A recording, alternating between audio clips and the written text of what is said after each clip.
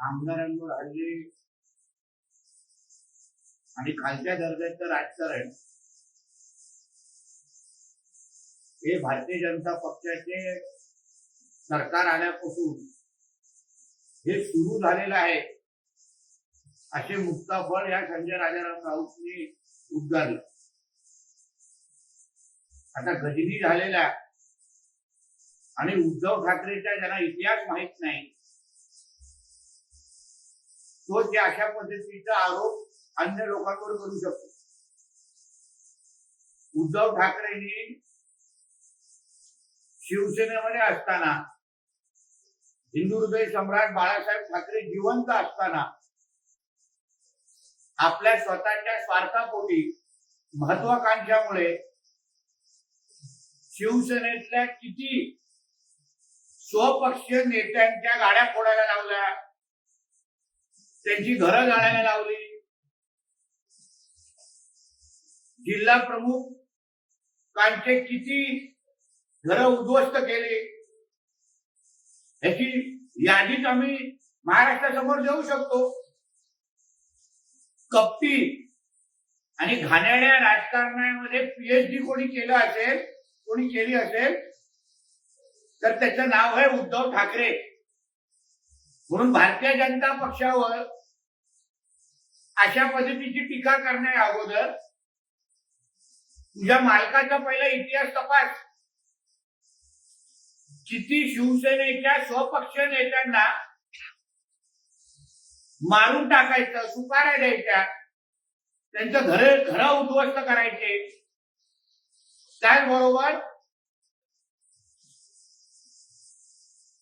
त्यांना त्रास द्यायचा, अशा असंख्य उदाहरणं उद्धव ठाकरेच्या संदर्भात आम्ही नावासकट देऊ शकतो. म्हणून भारतीय जनता पक्ष कायदा सुव्यवस्था स्वपक्ष आणि मित्र पक्षाच्या कार्यकर्त्यांनी आमदारांच्या हल्ल्याचा आरोप तू आमच्यावर टाकू नकोस. पहिले तुझ्या मालकाला गंगेमध्ये स्नान करायला सांग, त्याचं पहिले कुंडली, त्याचा पहिला इतिहास तपास आणि मग आमच्यावर बोलण्याची थोडी हिंमत दाखव. बोला. ज्या पद्धतीने दाऊद इब्राहिम त्याच्या मुंबईतल्या टोळ्या चालवतो किंवा स्वतः शकील टायगर मेमन हे मुंबईत अंडरवर्ल्डच्या टोळ्या चालवतात किंवा चालवत होत्या, त्याच पद्धतीने हे सरकार म्हणजे एक टोळी आहे आणि सध्याचा त्या टोळीचे प्रमुख दिल्लीमध्ये बसले आहेत. दाऊद, आधुनिक मुंबईचा दाऊद किंवा दाऊदची प्रतिकृती आता मुंबईमध्ये उद्धव ठाकरेच्या नावाने दाऊद काम करतोय. दाऊदच्या विचाराचे सगळे जिहादी ज्यांनी मुंबईला उद्ध्वस्त केले, ज्यांनी मुंबईमध्ये बॉम्बस्फोट घडवले, ज्यांनी मुंबईमध्ये ड्रग्सचा आणि अन्य अंमली पदार्थाचा व्यापार केला, त्या सगळेचे सगळे आम्ही ऐकलं मातोश्रीवर उद्धव ठाकरेला शुभेच्छा देण्यासाठी यावेळी वाढदिवसाला तिथे होते. म्हणून दाऊद आणि छोटा शकील चा आता तिसरा पार्टनर किंबहुना बिझनेस पार्टनर याचं नाव आता उद्धव ठाकरे म्हटलं तर ते चुकीचं ठरणार नाही. म्हणून मुंबईमध्ये आज जे काही जिहादी, अतिरेकी आणि ह्या लोकांच्या अंडरवर्ल्डच्या ज्या ऍक्टिव्हिटीज होत आहेत ते उद्धव ठाकरेच्या आशीर्वादाने चालले आहेत का, हा प्रश्न विचारण्याची वेळ आता आलेली आहे. मातोश्रीवर 27 जुलैला उद्धव ठाकरेच्या वाढदिवसाला कोण कोण आले, त्याच्यामध्ये किती अंडरवर्ल्डचे लोक होते, किती गँगवॉरचे लोक होते, किती अंमली पदार्थाचे डीलर होते, याचे थोडा तपास पोलिसांनी केला तर अर्धा अंडरवर्ल्ड तुम्हाला 27 जुलैला यावेळी मातोश्रीवर दिसला असतो. शिवसेना उद्धव ठाकरे मशाल चिन्हावर महाराष्ट्रातल्या आणि देशातल्या सर्व निवडणुका लढवेल. या मशाल चिन्हाने महाराष्ट्रातल्या भारतीय जनता पक्षाच्या खुर्चीला, लोकसभेला आग लावली असं संजय राऊत.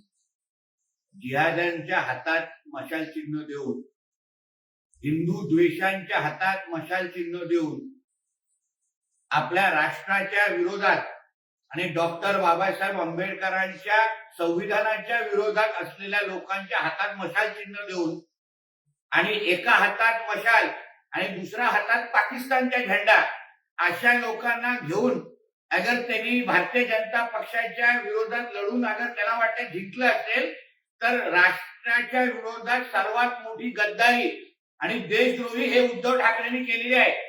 उद्धव ठाकरेच्या प्रत्येक खासदाराच्या विजय मिरवणुकीमध्ये पाकिस्तानचा झेंडा फडकवत होता. आम्ही तर आता हल्ली ऐकलेलं आहे शिवबंधन हे आता हिरवं कलरचं बांधायला लागलेलं आहे उद्धव ठाकरे मातोश्रीवर. थोडा जरा फोटो तपासा हल्ली काळात. म्हणून स्वतःनी जसं ज्याचं हिरवकरण झालेलं आहे ना त्यांनी मशाल चिन्ह पहिलं कोणाच्या हातात दिलेलं आहे,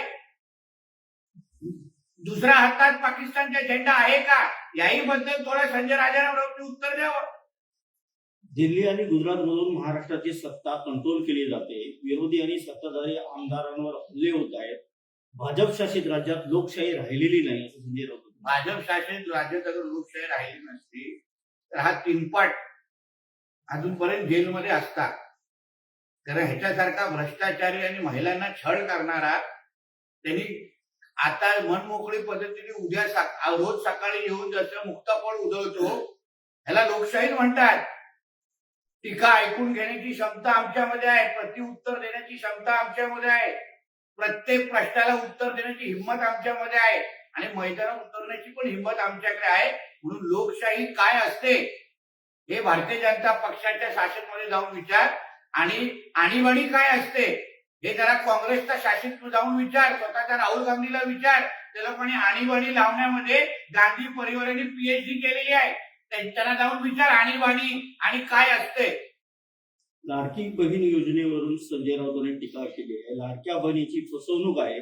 2 महिने निवडणुकीचे आहेत, त्यानंतर लाडक्या बहिणीला काही मिळणार नाही असं संजय राऊत. मग लाडकी बहीण योजना अगर फसवणूक असेल तर तुझ्या प्रत्येक उभाटाच्या सैनिकाला जाऊन सांग की लाडकी बहीण योजनेचा फायदा घेऊ नका. आज लाडकी बहीण योजनेच्या यादीमध्ये अर्धे उभाटाचे सैनिकांचे कुटुंब आहेत. मग त्यांना तुम्ही काय सांगत नाही की लाडकी बहीण योजनेचा फायदा घेऊ नका. एका बाजूने लाडकी बहीण योजना वर टीका करायची आणि दुसऱ्या बाजूला ह्यांचेच कार्यकर्ते त्या योजनेचा लाभ घेत असताना दिसत आहेत. म्हणून लाडकी बहीण योजनाला बंद करण्याचा कार्यक्रम ह्या उभाटा आणि महाविकास आघाडी लोकांनी चालू ठेवलेला आहे. पण ही योजना प्रत्येक माता भगिनींपर्यंत आमचं सरकार पोहोचवणार आणि ही योजना ऑक्टोबरच्या नंतर पण अजून प्रभावी पद्धतीने आम्ही राबवणार. हे खुल्या डोळ्यांनी संजय राजाराम राऊत जेलमधून बघेल एवढं मी तुम्हाला सांगतो. राहुल गांधी सरकारवर हल्ला करत आहेत. मोदी शहाना सळो की पळो करून सोडले, त्यामुळे राहुल गांधी व आमच्या सारख्यांना कारवाईला सामोरं जावं लागतं असं संजय राऊत म्हणतात. बरोबर, जे हिंदू द्वेषी आहेत राहुल गांधी संसदेमध्ये बसून आमच्या देवी देवतांचा अपमान करतात, हिंदू समाजाला नावं ठेवतात आणि त्याच राहुल गांधीची लाल करण्याचं काम हा बाळासाहेबांचा स्वतःला सैनिक म्हणून करतो. आज हिंदू हृदय सम्राट बाळासाहेब ठाकरे असते आणि तिने राहुल गांधीच्या संसदेमध्ये हिंदूंच्या बद्दल भाषण ऐकलं असतं तर राहुल गांधीला कानफडीत मारण्याचं काम आमच्या बाळासाहेब ठाकरे साहेबांनी केलं असतं. म्हणून पहिलं बाळासाहेबांच्या सैनिक म्हणायचं स्वतःला बंद कर आणि मगच राहुल गांधीचे गोडवे गा. विधानसभेसाठी आता भाजपचे हिंदुत्वाचे कार्ड अधिक तीव्र होणार असं संजय राऊत म्हणतात आणि येत्या काळात हिंदुत्वाच्या मुद्द्यावर राज्यात भाजप अधिक आक्रमक होणार. लव्ह जिहाद, लँड जिहाद, कोर्ट जिहादच्या मुद्द्यावर भाजप अधिक आक्रमक होणार असं नक्की होणार. कारण का हिंदुत्व हे आमचा प्राण आहे. देशातला आणि प्रामुख्याने राज्यातला हिंदू ना अगर आम्ही आता या महाविकास आघाडीच्या वाल्यांकडून वाचवलं नाही तर महाविकास आघाडीचे लोक महाराष्ट्रातल्या हिंदूंना संपवण्याच्या तयारीमध्ये आहेत. नियोजन आखलेलं आहे. जसं लोकसभेमध्ये या जिहाद्यांनी आपली ताकद दाखवली आणि हिंदूंना त्रास देण्याचा डिवाइड सुरू केलेला आहे. तुम्ही धारावीची घटना ही खूप शिकून जाणारी आहे. ज्यांनी भूमी जिहाद, लँड जिहादच्या विरोधात ज्या विश्व हिंदू परिषदच्या कार्यकर्त्यांनी आवाज उचलला त्या कार्यकर्त्याला ठेचून मारण्याचं काम या जिहाद्यांनी केलं. तिकडचा खासदार उभाटाचा आहे आणि नुसतं हिंदू समाजावर दगड नाही मारले पण तिकडच्या पोलिसांवर पण हल्ले केले. म्हणून राज्यातल्या हिंदूंच्या बरोबर खंबीर पद्धतीने भारतीय जनता पक्ष उभा राहणार. याच्यामध्ये काही दोन विचार नाही आणि आम्ही हिंदुत्वाबद्दल आमची भूमिका स्पष्ट आहे आणि आम्ही खुल्या मनाने हिंदूंच्यासाठी संरक्षणासाठी एक महाराष्ट्रातला भारतीय जनता पक्ष हा कवच कुंडल म्हणून काम करणार आहे.